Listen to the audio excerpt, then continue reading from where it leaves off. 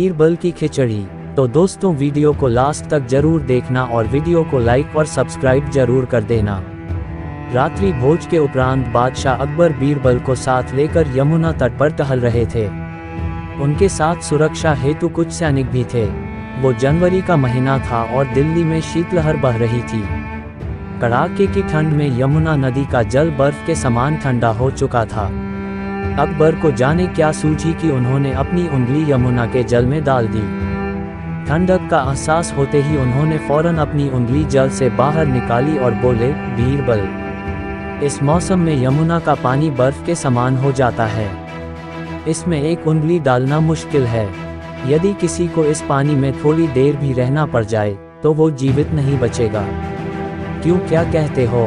बीरबल की सोच अकबर के विपरीत थी। वह बोला, मैं आपकी बात से सहमत नहीं हूँ हुजूर। इच्छा शक्ति हो तो मनुष्य कुछ भी कर गुजरता है। यमुना के पानी में कुछ देर खड़ा रहना तो बहुत ही छोटी बात है। हम तुमसे इत्तेफाक नहीं रखते बीरबल। इन दिनों यमुना के पानी में कोई खड़ा हो ही नहीं सकता। अकबर बीरबल की बात मानने को कतई तैयार नहीं थे। तो आजमा कर देख लीजिए जहाँपनाह, कोई न कोई जरूर होगा जो अपनी इच्छा शक्ति के दम पर ये कर जाएगा। बीरबल विश्वास के साथ बोला, तो ठीक है, कल पूरे राज्य में मुनादी करवा दी जाए कि जो कोई भी पूरी रात यमुना के पानी में कमर तक डूबकर खड़ा रहेगा उसे 100 स्वर्ण मुद्राएं इनाम में दी जाएंगी। अकबर तैश में आकर बोले। अगले दिन अकबर का आदेश पूरे राज्य में प्रसारित करवा दिया गया।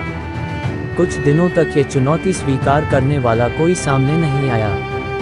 कोई साहस नहीं कर पा रहा था कि पूरी रात यमुना के ठंडे जल में कमर तक डूबकर खड़ा रह सके।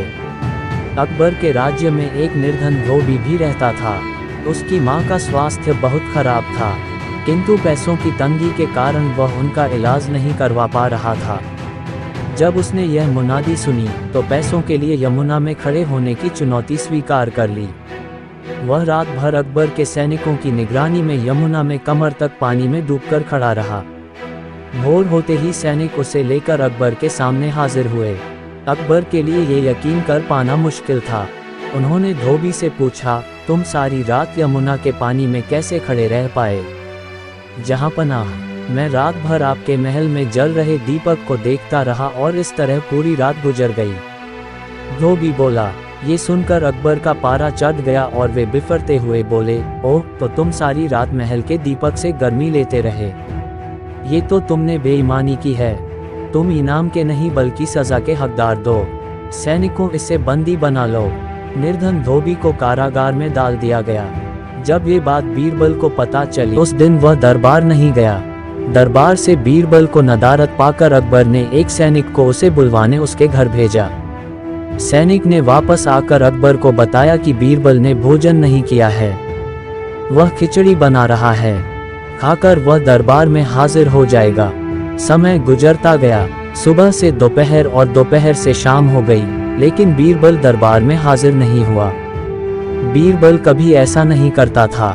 बीरबल की ये हरकत अकबर की समझ के बाहर थी।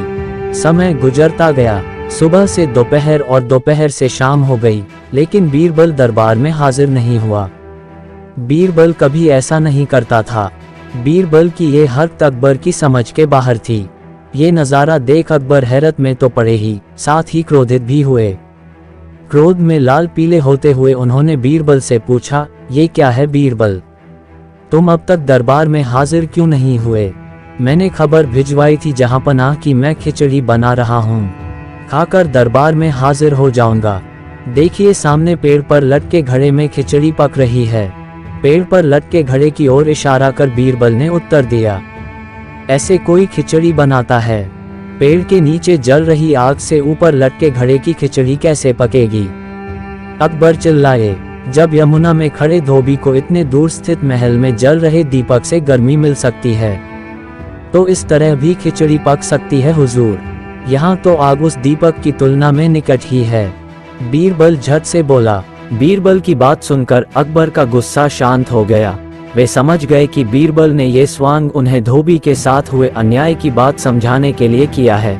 उन्हें अपने किए पर पछतावा हुआ। सैनिकों से कहकर उन्होंने धोबी को कारागार से बाहर निकलवाया और उसे इनाम की 100 स्वर्ण मुद्राएं दी। इस तरह बीरबल ने अपनी अक्लमंदी से एक निर्धन धोबी के साथ अन्याय नहीं होने दिया। तो दोस्तों, आशा करता हूँ आपको ये कहानी पसंद आई होगी।